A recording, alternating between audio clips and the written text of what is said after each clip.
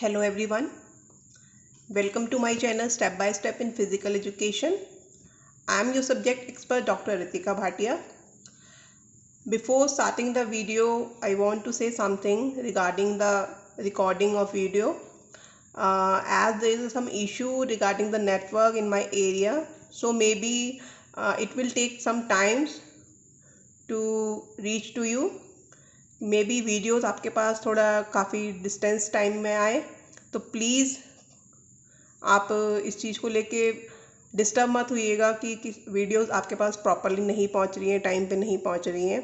I can understand your concern also, but I hope कि आप मुझे सपोर्ट करेंगे इस प्रॉब्लम को लेके, क्योंकि यहाँ नेटवर्क का इशू बहुत ज़्यादा है. So now I start with the topic rock climbing. In our last video, we discussed about the leadership qualities, role of leader, and the adventure sports activities. And we did the camping as an adventure sports activity. Today we will discuss about the rock climbing. As all of you know that rock climbing is a adventure activity in which we climb up, down or across the natural rock formation. कि छोटे छोटे पहाड़ होते हैं जिनके ऊपर rock climbing के लिए सेटअप सेट करके उसके ऊपर हम अपनी फिजिकल मेंटल डिमांडिंग के according strength, endurance, agility, balance को यूज़ करते हुए उन पहाड़ के ऊपर छोटे चढ़ते हैं with safety measures. Different type, basically rock climbing different types की होती है, as free climbing, bouldering, sports climbing, aid climbing, solo climbing, lead climbing, traditional climbing. इन डिफरेंट टाइप की क्लाइंबिंग में क्या होता है, उनकी करने का पैटर्न डिफरेंट होता है. फ्री क्लाइंबिंग में आप किसी भी पहाड़ पे अगर आप एक्सपर्ट हैं तो इक्विपमेंट्स आपने हार्नेस वगैरह जो भी सेफ्टी मेजर्स चाहिए होते हैं उसको यूज़ करते हुए आप उन पहाड़ों के ऊपर चढ़ जाते हैं. बाउल्डरिंग, स्पोर्ट्स क्लाइंबिंग वगैरह में क्या होता है कि आप इस पे पर्टिकुलर टाइम पीरियड में उस पर्टिकुलर पहाड़ को क्लाइंब करते हैं. स्पोर्ट्स क्लाइंबिंग जो है, स्पोर्ट्स लेवल का जो रॉक क्लाइंबिंग है, ये एक as a international event Olympic में भी इंक्लूडेड है. If you want to be a rock climber तो आप स्पोर्ट्स क्लाइंबिंग को चूज़ करके इस फील्ड में एज ए रॉक क्लाइंबर जा सकते हैं. एट क्लाइंबिंग, सोलो क्लाइंबिंग, इन सब में क्या होता है कि डिफरेंट तरीके से आप क्लाइंब करते हो पहाड़ को. अकेले चढ़ते हैं अपनी स्ट्रेंथ को, एंड्योरेंस को चेकआउट करने के लिए. लीड क्लाइंबिंग में हम पर्टिकुलर ग्रुप्स के साथ होते हैं, तो उसमें अलग अलग तरीके से ग्रुप्स को लीड करते हुए हम उनके साथ अपनी स्किल्स को शो करते हैं. ट्रेडिशनल क्लाइंबिंग में जैसे कि नॉर्मली रूरल एरियाज़ वगैरह में होता है कि हम पहाड़ों के ऊपर चढ़ते हैं डिफरेंट तरीके यूज़ करते हुए, that is called traditional climbing. Then rock climbing के लिए मटेरियल क्या रिक्वायर्ड होते हैं. एज आप यहाँ पिक देख सकते हैं, डिफरेंट पिक्स दी गई हैं. हेलमेट चाहिए होता है, belay device, belay gloves, harness और set of strap for fastening, rubber climbing shoes, rappel device, climbing ropes, carabiner और हुक विद सेफ्टी लॉक. ये डिफरेंट इक्विपमेंट जो होते हैं ये रॉक क्लाइंबिंग करते हुए यूज़ किए जाते हैं, जिससे कि अगर आप कभी गिरने लगो या कोई इंजरी के चांसेस हो तो उनको प्रोटेक्ट किया जा सके. हेलमेट, अगर आप सडनली फॉल होने लगते हो तो आपको किसी भी अनसर्टेनिटी से या इंजरी से आपको बचाता है. जो शूज़ होते हैं रॉक क्लाइंबिंग के, वो आपको पहाड़ के ऊपर उस पर्टिकुलर एरिया में स्टेप रखने के लिए हेल्प करते हैं. और जो आप ये रस्सी देख रहे हैं, जो कैराबाइनर वगैरह, हुक्स वगैरह देख रहे हैं, ये क्या करते हैं, रस्सी को टाइट करने का, उसको लॉक करने का काम करते हैं. तो ये डिफरेंट चीज़ें हैं, बेसिक चीज़ें जो यूज़ होती हैं रॉक क्लाइंबिंग के लिए. ग्लव्स की रिक्वायरमेंट होती है कि ताकि आपका रस्सी के साथ टच होने पे उसके क्या कहते हैं, बार बार उसके टच में आने से मटेरियल ऐसा होता है रस्सी का कि हाथ छिलने का खतरा रहता है, तो उससे आपका हाथ ना छिले.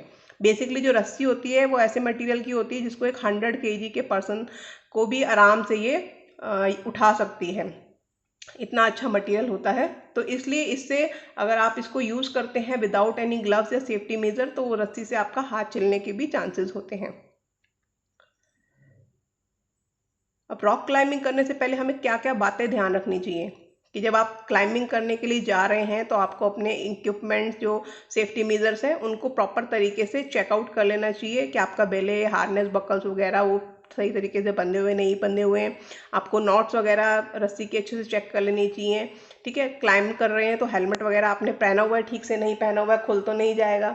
ठीक है, आपने जो एंकर ऊपर डाला है क्लाइंब करने के लिए ऊपर, जिस एरिया में जिस जगह पे उसको टक किया है वो प्रॉपर और है या नहीं है, और उसके साथ जो आपने रस्सी बांधी हुई है वो प्रॉपर आपको ऊपर पहुंचाने के लिए इनफ है या नहीं है, उसकी लेंथ जो है रस्सी की वो प्रॉपर है या नहीं है। While belaying always pay attention to the leader of the group, कि जब भी आप बिले लगाते हैं तो आपको जो ग्रुप लीडर है उसको, उसकी बात को, उसकी इन्फॉर्मेशन को हमेशा ध्यान से सुनना चाहिए, किस तरीके से उसको यूज़ करना है, किस तरीके से उसको लगाना है। एक एक स्टेप जो आप ऊपर लेते हैं क्लाइंब करते हुए, उस हर एक स्टेप को लेने के लिए आपको पर्टिकुलर टाइम यूज़ करना चाहिए, साथ में अपने माइंड के। क्यों? क्योंकि रॉक क्लाइंबिंग करते हुए हमारी खुद की बॉडी की स्ट्रेंथ और एंड्योरेंस बहुत ज़्यादा लगती है। आपको नेचुरल पहाड़ में नहीं पता होता है कि आपको किस जगह पे पैर रख के कैसे ऊपर चढ़ना है, तो हमको पहले वो स्पेस देखना पड़ता है। हर एक स्टेप को ऊपर ले जाने से पहले वो स्पेस देखना पड़ता है कि हम अपने फुट को कहाँ स्टेप कर सकते हैं और फिर अपनी बॉडी को ऊपर पुल कर सकते हैं चढ़ने के लिए। नॉर्मल क्लाइंबिंग, जो आर्टिफिशियल रॉक क्लाइंबिंग होती है, उसमें क्या होता है, उसमें स्टेप्स बने हुए होते हैं, स्टेप बने हुए होते हैं, तो उसमें आपको चढ़ने में प्रॉब्लम नहीं होती है। चेक नोट्स, हार्नेस, बकल, बिले एक्सेट्रा फ्रिक्वेंटली, जो भी आपने नोट्स, हार्नेस, बकल वगैरह है उनको फ्रीक्वेंटली चेक करना चाहिए, ईच एंड एवरी पार्टिसिपेंट या इंडिविजुअल को अगर आप यूज़ कर रहे हैं जब। Then trekking. It is an adventurous journey undertaken on foot in areas where common means of transport are not available. आप पैदल पैदल वॉक करके जाते हैं, would forest, dense forest, light forest, किसी रूरल एरिया, किसी भी तरीके की एरिया में हो सकती है। आप छोटे पहाड़ों पे जा सकते हैं चढ़ने के लिए, कि आप उसके बॉटम से टॉप पे चले गए, तो ये सब क्या होता है आपकी ट्रैकिंग में आती हैं। नेचुरल रिसोर्सेज, नेचुरल एनवायरनमेंट को यूज़ किया जाता है। आप ऐसे जगहों पे जाके ट्रैकिंग कर सकते हैं जहाँ पे एनवायरनमेंट बहुत अच्छा है, शांति मिलती है, सुकून मिलता है। बट जब आप ट्रैकिंग करने जाते हैं तो वहाँ का जो नेचुरल एनवायरनमेंट है, नेचर की से रिलेटेड जो चीज़ें, उनको स्पॉइल नहीं करना चाहिए, क्योंकि उन्हीं की वजह से आप वहाँ ट्रैकिंग करने जाते हैं, वहाँ की उस सुंदरता को देखने के लिए। अपने साथ जब भी आप ट्रैकिंग करने जाएं, अगर आपका वहाँ रुकने का कोई प्लान है तो आपके पास tent, sleeping bag, food supply, rope, safety kits वगैरह सब होनी चाहिए, जो कि एक इम्पॉर्टेंट मटीरियल रिक्वायरमेंट है। Then motivation for trekking. Trekking करने के लिए क्या मोटिवेशन चाहिए होता है, क्या बातें आपको ध्यान में रखनी चाहिए, कि जो आप ट्रैक करने जा रहे हैं, जो आप चैलेंज देख रहे हैं, आप उस चैलेंज को फुलफिल कर पाएंगे, नहीं कर पाएंगे। आप उस नेचर की ब्यूटी को एंजॉय करना चाहते हैं। जैसे नॉर्मली आप देखते हैं हम वैष्णो देवी, अमरनाथ वगैरह की यात्रा पे जाते हैं, तो ये सब क्या है, ट्रैकिंग पॉइंट है एक तरीके से, जो आप एक नॉर्मल लेवल से चढ़ते हैं ऊपर पहाड़ पे जाके, और फिर वहाँ जाके नेचुरल ब्यूटीज़ को एंजॉय करते हैं।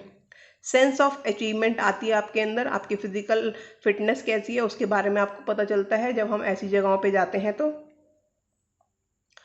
डिफरेंट टाइप की ट्रैकिंग होती है, easy, moderate, strenuous and difficult. इनमें क्या होता है, इजी ट्रैकिंग में एक नॉर्मल पाथ होता है, छोटे पहाड़ होते हैं जिनकी हाइट भी बहुत ज़्यादा नहीं होती है, और जो उनका चढ़ाई होती है वो भी बहुत स्टीप नहीं होती है, नॉर्मल होती है, जिससे कि आपको थकान भी नहीं होती और आप इजीली करके आ जाते हैं।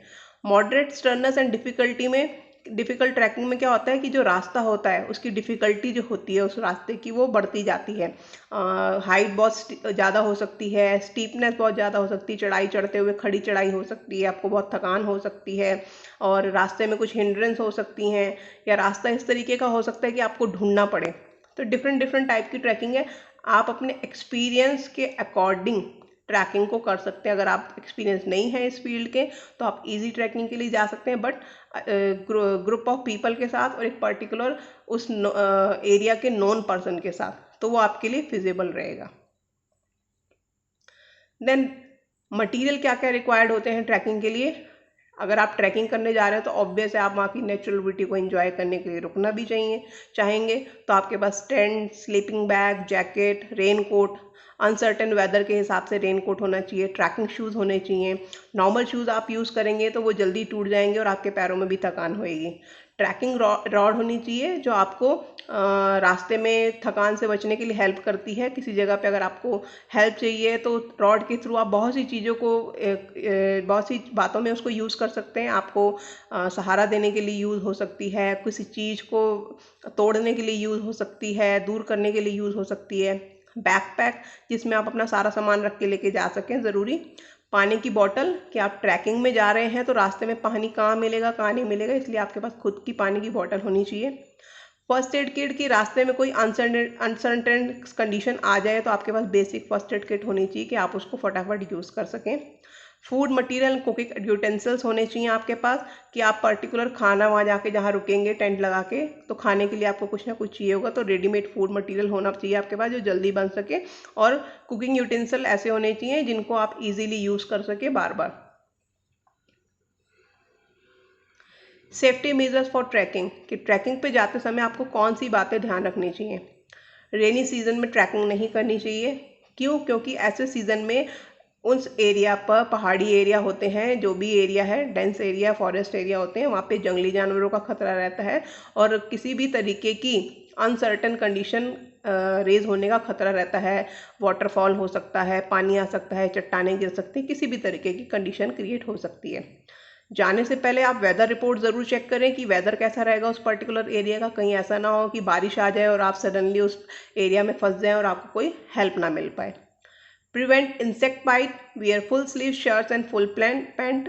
जंगल में आप जा रहे हैं ट्रैकिंग वगैरह के लिए, किसी भी जगह पे जा रहे हैं तो आपको full sleeves and full pant पहनना चाहिए जिससे कि आप कीड़े वगैरह के काटे जाने से बच सकें। Check and double check all the necessary items before starting the trip. Don't eat leaves, flowers, etc. while trekking as it may be poisonous. कि जो भी चीज़ें आपको स्टार्टिंग से ट्रिप पे जाने के लिए चाहिए वो आप स्टार्टिंग में ही चेक कर लें जिससे कि बाद में किसी चीज़ के लिए प्रॉब्लम ना हो और आपको ढूंढने में भी दिक्कत ना हो। वहाँ पे उस एनवायरनमेंट में जहाँ पे आप ट्रैकिंग के लिए जा रहे हैं जो भी फ्लावर लीव्स वगैरह हो उनको नहीं यूज़ करें, नहीं टच करें। It may be poisonous. आपको नहीं पता कि वहाँ के एनवायरनमेंट में किस तरीके के क्या कहते हैं फ्लावर्स हैं, किस तरीके की वनस्पति वगैरह है और वो कितनी आपके लिए इजी है, अच्छी है, नहीं है। तो इन सब बातों का आपको बहुत ध्यान रखना पड़ेगा। In our next video, we will learn about the river rafting and some other adventure activities. Till then, thanks.